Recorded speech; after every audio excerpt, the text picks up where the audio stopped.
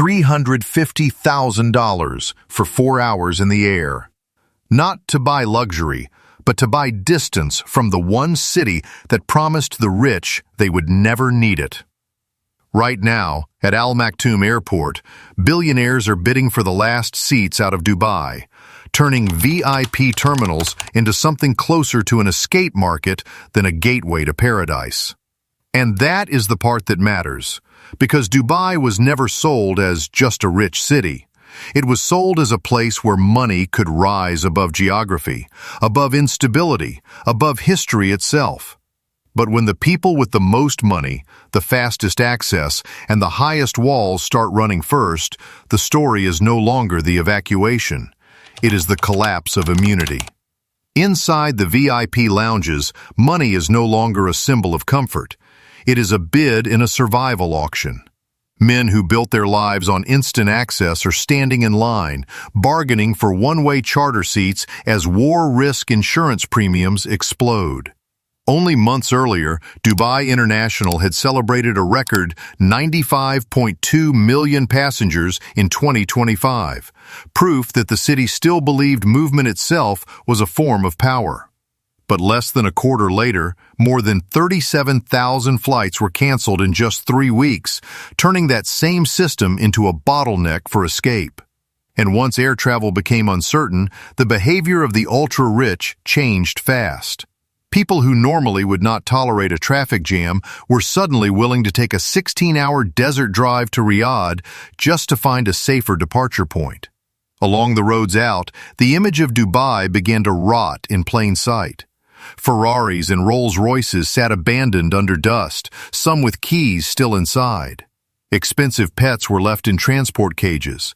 On Palm Jumeirah, penthouses that once signaled invincibility now looked like illuminated shells. Even private security firms began cashing in, selling luxury evacuation packages to clients who had spent years calling themselves architects of the future. But when the architects run first, the question changes. What is collapsing here? A market, a city, or the belief that money can make people untouchable? Because the airport panic was only the symptom. The real damage hit the one thing Dubai had spent decades selling more successfully than real estate, tax breaks, or luxury hospitality: certainty. Dubai was built as an oasis above the region's turmoil, a place where money could create the feeling of total separation from instability. That was the real premium. Not just the towers, not just the resorts, but the belief that history happened somewhere else, and that wealth here could live above it. Then came the night of February 28, 2026. The sky over Dubai, usually reserved for fireworks and spectacle, was suddenly cut by anti-aircraft fire. Within 48 hours of the Operation Epic Fury campaign, metal fragments were reportedly falling toward the UAE. And in a city like this, debris does not have to destroy everything to change everything. Psychology moves faster than damage. Strikes and fragments hitting high-end locations shook the ultra-luxury belt. The Fairmont The Palm suffered debris damage. Even the Burj Al Arab, one of the city's clearest symbols of engineered prestige, no longer looked untouchable.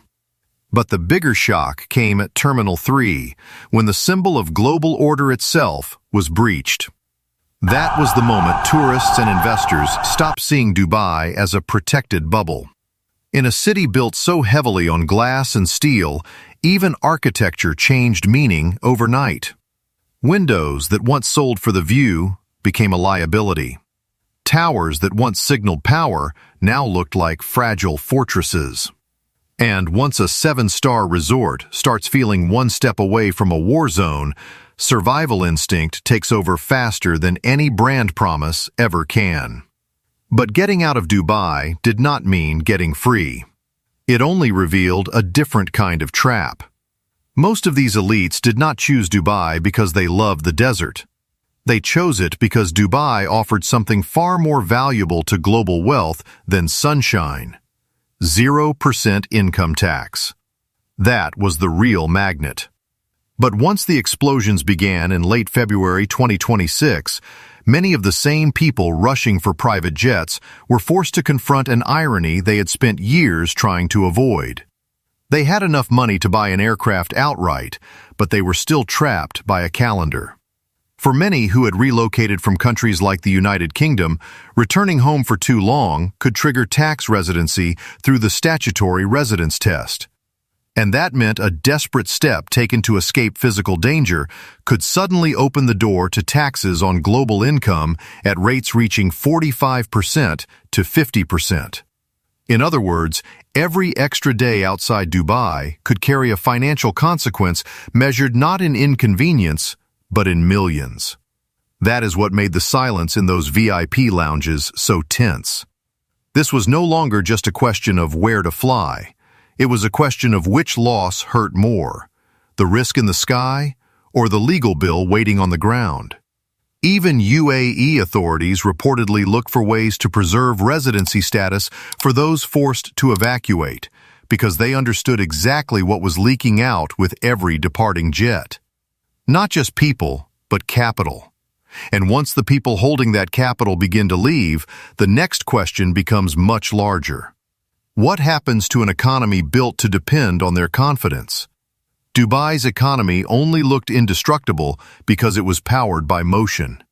Keep the planes full, keep the tourists arriving, keep the towers selling, and the machine could keep pretending momentum was the same thing as stability. But once fear entered the system, all three engines started shaking at once. Tourism was the first to feel it.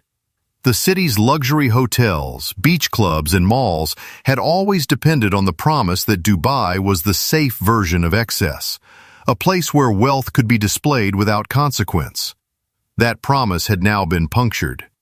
Aviation followed immediately. 7,000 flight cancellations in 3 weeks did not just disrupt schedules.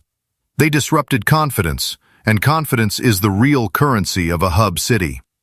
Then came real estate, the sector that had done more than any other to turn Dubai's image into a financial product. In early March 2026, the city's real estate index fell 12% in just 5 trading sessions. That kind of move was not just about fear in the moment. It exposed how much of Dubai's property machine had been running on future belief. Roughly 65% of transactions were tied to off-plan properties, projects sold on glossy renderings, deferred payments, and trust that tomorrow would always look more expensive than today. That is what made this moment so dangerous. Dubai was not simply facing a security shock. It was facing a confidence shock inside an economy built to amplify confidence into value. And once that process starts reversing, luxury stops looking like strength. It starts looking like leverage. But numbers alone do not decide whether a city feels stable. Perception does. And Dubai understood that long before this crisis began. This was never just a place built from concrete, steel, and air-conditioned ambition. It was also built through images. The skyline at sunset, the infinity pools, the supercars outside hotel entrances, the constant stream of influencer footage designed to make the city look less like a real place than a finished fantasy. Dubai was not only selling property or tourism, it was selling a frame. That is why the next battle was not just happening in the air or in financial markets. It was happening online. As reports of disruption spread, the digital image of Dubai kept trying to project normalcy. Official messaging emphasized control. Luxury content continued to circulate. The machine that had always converted optics into confidence kept working, even as the reality underneath it was starting to shift. And the contrast became harder to ignore. Behind the polished feeds, parts of the city were thinning out. Dubai Mall looked less like a monument to endless consumption and more like a shell waiting for crowds that were no longer guaranteed. Beaches emptied. Marina restaurants lost their rhythm. The illusion was still being broadcast, but it no longer matched the atmosphere on the ground. And that is when a city like Dubai becomes truly vulnerable. Because when your greatest asset is the appearance of permanence, even a small crack in the image can travel faster than physical damage ever could. And when the stage lights dim, the deepest truth of a city usually appears at ground level.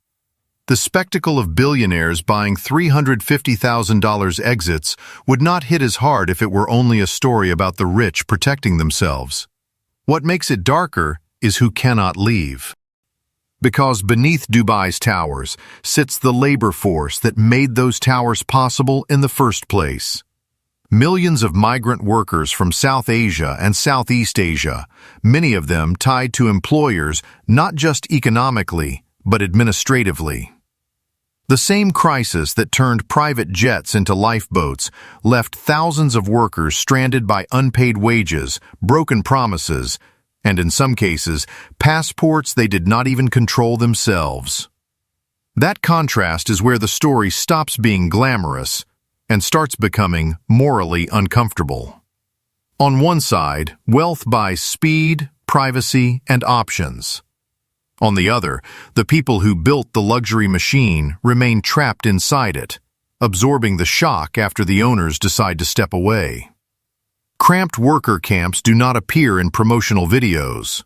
Neither do the service workers pushed into unpaid leave as demand collapses, or the hands that helped build the skyline but cannot afford the right to exit it. Even the abandoned pets at the airport matter here, not because they change the economics, but because they reveal the psychology. In panic, attachment is discarded before status is. And that may be the bleakest image in the entire story. Because once a city's promise depends on some people being disposable, the crisis does not create the injustice, it exposes it. Looking back at the chain of events, from the $350,000 escape flights to the silence spreading through towers that were built to symbolize certainty, a harder truth begins to emerge. Dubai is not just a city in crisis. It is a test case for a much larger idea. How long can an empire of speed, spectacle, and borrowed confidence keep functioning once trust starts to fracture? That may be the real meaning of this moment. The damage is not only physical, it is psychological. When the people once seen as the architects of Dubai's future become the first to leave, they send a message money cannot easily erase. This is not a permanent sanctuary.